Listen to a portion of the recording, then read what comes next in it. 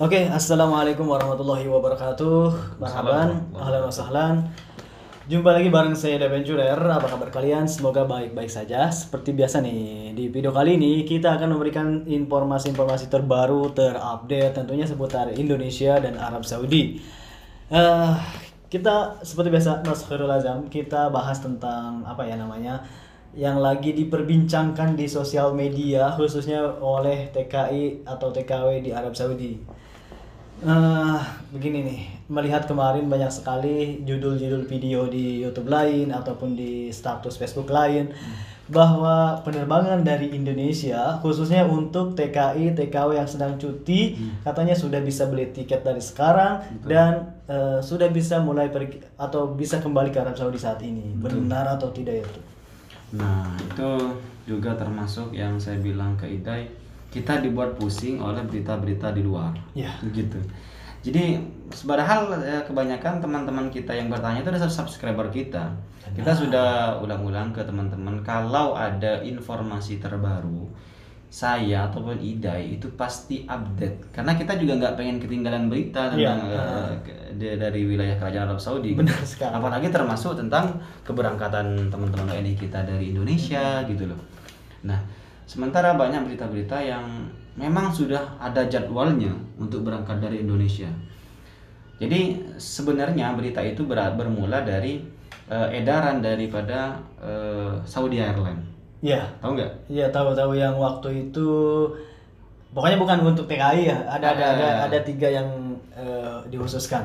Jadi edaran itu sebenarnya bukan cuma dari kemarin itu, dari masa pandemi dulu. Iya. Dari masa pandemi dulu, saya waktu masih di Indonesia memang sudah ada beritanya kalau yang dikecualikan kembali ke Arab Saudi itu adalah petugas kesehatan, diplomat, dan juga apa satu lagi ya?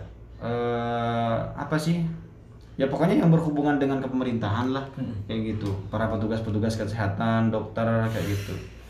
Cuma dulu juga ada yang salah paham, dikira karena dokter itu bisa masuk ke Arab Saudi, ada dokter-dokter dari Indonesia pengen berangkat umroh, dia kira dokter bisa karena statusnya dokter bisa berangkat ke Arab Saudi. Bukan. Jadi yang diizinkan masuk ke Arab Saudi itu adalah para perawat atau para dokter yang memang sudah sebelumnya pulang ke Indonesia cuti.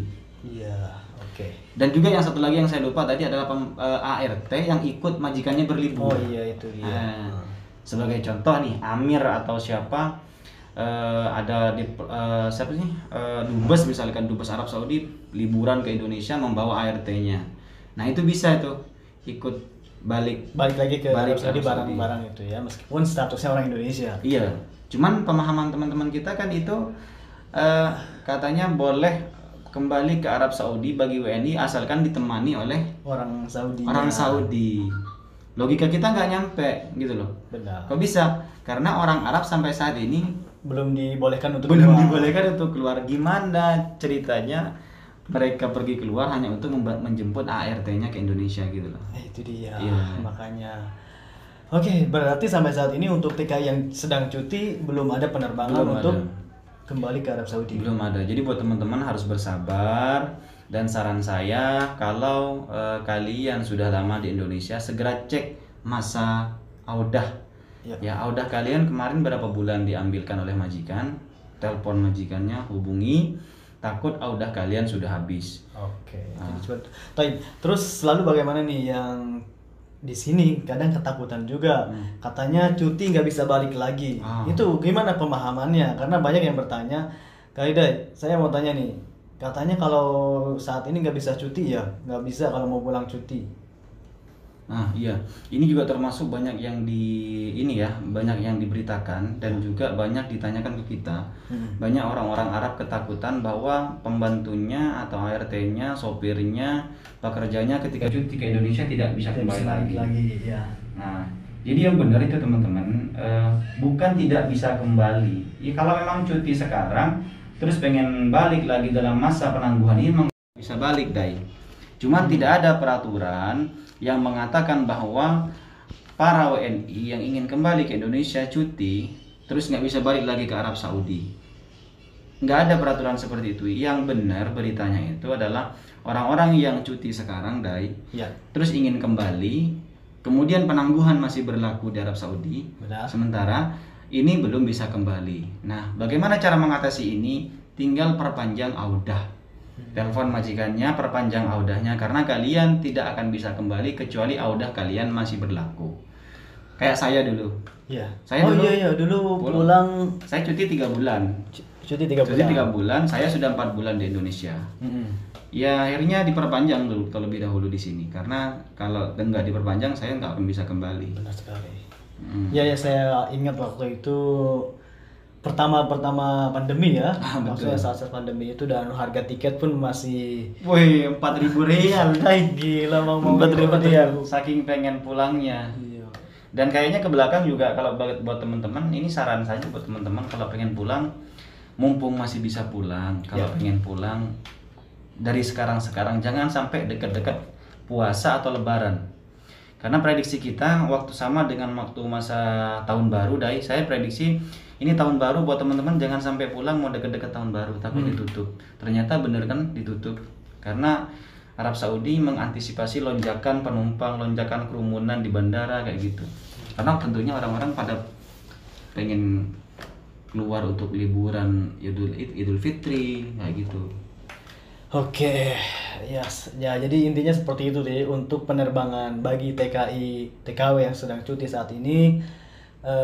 Belum ada iya, kebijakan yang membolehkan terbang kembali atau kembali ke Arab Saudi dari Indonesia. Lalu bagaimana untuk sebaliknya dari Arab Saudi ke Indonesia? Adakah beberapa jadwal penerbangan nih? Ada.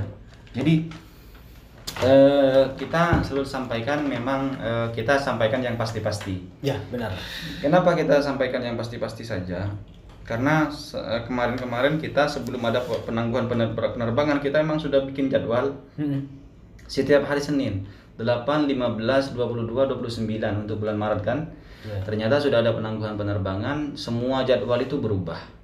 Dan jadwal itu ternyata kemarin cuma ada pada tanggal 8, tanggal 15 juga di cancel, tanggal 22. Nah, sekarang ini ada pada tanggal 22, teman-teman.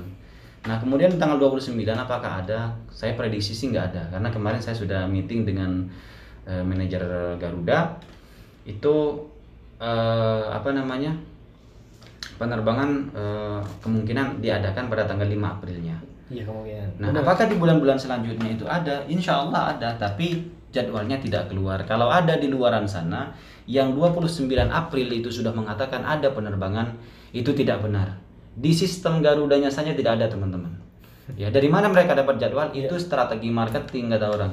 Benar. Ya, strategi marketing. Orang jualannya biasa. Sama kayak kita kalau pengen cari penumpang, mungkin kasih tanggal apa aja. Iya, gitu. jadi nanti di reschedule. Kayak kemarin Saudi ada. Saudi itu jadwalnya ada pada tanggal 10, 13, 15, 17. Iya, tapi yang terbang semuanya terbang nggak? Hari ini yang terbang tanggal 15. Berarti yang 13 nggak jadwal ada, nggak? 10 nggak ada. Nah, kayak gitu. Jadi itu cuman strategi marketing agen-agen tiket aja. Tapi kalau kita kan enggak, kita sampaikan yang pasti-pasti aja. Bener. Nah, bahkan ada nih buat teman-teman untuk yang booking tiket, hati-hati banget. Kenapa? Jadi tadi siang kita prank dia. Ada orang nyebar brosur di grup-grup WNI itu mengatasnamakan KJRI menjual tiket. Layanannya apa coba? Setelah uang ditransfer, nanti dia akan dijemput dari rumah majikannya, akan dikasih penginapan di KJRI, makan gratis dan tempat tinggal gratis sampai menunggu penerbangan, kata dia. Harganya murah banget, 1.750 ke Pontianak dan Jeddah Jakarta. Katanya tanggal 18 juga. Padahal di sistem kita di sistem Garudanya saja tanggal 18 itu nggak ada. Ya. Dan itu mengatasnamakan KJRI loh. Dan kita sempat prank, nanti insya Allah kita upload videonya waktu. Ya, itu dia. Jadi hati-hati. Kalian harus bisa memilih dari mana, jangan asal dipilih lah. Pokoknya silahkan cari yang channel-channel yang mungkin bisa dipercaya gitu. Dan ada tanggung jawabnya, benar-benar. Benar sekali. Bahkan teman-teman itu kadang tergiur sama harga atau apalah, jangan. Kalau enggak mengenal di dunia maya itu udah silahkan. Oh, saya kenal orang ini, itu bisa langsung kita bookingkan insya Allah. Tapi ya anehnya gitu loh, teman-teman kita itu kadang ke orang-orang yang tidak dikenal, tidak ada buktinya, itu mereka percaya. Sementara kepada kita Yang videonya setiap penerbangan ada dan setiap informasi kita sampaikan dan langsung terjun ke iya, bandara. masih tidak percaya gitu loh. Masih kurang bukti apa lagi gitu loh. Itu yang kadang kita miris buat teman-teman kita gitu loh. Benar sekali sih. Aduh, tentang penerbangan memang jadi bahan perbincangan juga sih di sosial media. Oke, mungkin ada pertanyaan terakhir nih yang sering ditanyakan ke WhatsApp juga. Katanya kalau mau pulang harus divaksin dulu. Apa iya? Vaksin Iya. COVID. Iya, vaksin COVID. Jadi kita kemarin sudah meeting dengan pihak maskapai Garuda Iya. mengenai kewajiban PCR yang sudah diterapkan kan. Oke. Jadi informasi dari pihak maskapai Garuda, kewajiban untuk penerbangan sekarang ini adalah kewajiban itu adalah hasil tes negatif PCR. Berarti bukan vaksin ya? Bukan vaksin. Kalau vaksin hanya mencegah mungkin atau apa? Karena tidak menutup kemungkinan orang yang sudah divaksin tertular kayak gitu. Jadi yang diwajibkan di dalam edaran itu adalah kewajiban setiap penumpang maskapai Garuda itu diwajibkan membawa hasil tes PCR negatif, bukan membawa hasil hasil vaksin. Kan ada sertifikatnya di bawah itu nggak ada gunanya kalau dia tidak punya PCR. Berarti kalau PCR memang diwajibkan. Wajib untuk terbang saat ini memang sudah diwajibkan karena Indonesia juga sekarang mulai agak ketat ya. Bahkan teman-teman kita yang kemarin pulang itu banyak sempat yang dibentak-bentak katanya karena nggak bawa PCR. Sementara teman-teman kita itu nggak membuat PCR itu kan karena lumayan harganya. Harganya di sini lumayan loh, ada yang 900 rial, yang 500. Tiba ke Indonesia tetap dikarantina. Nah itu dia, benar sekali.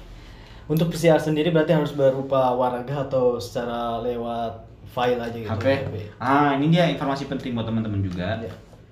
Kemarin kita sudah meeting, apakah untuk tes PCR itu boleh dari rumah sakit mana saja dan juga apakah boleh yang dari hukumah dari Kementerian Kesehatan yang di sini kan ada yang di jalan-jalan itu biasanya seperti di Sumeci, kalau di Jeddah di dekat Masjid Terapung, dan itu harus membuat janji temu dulu di aplikasi Tawakalna.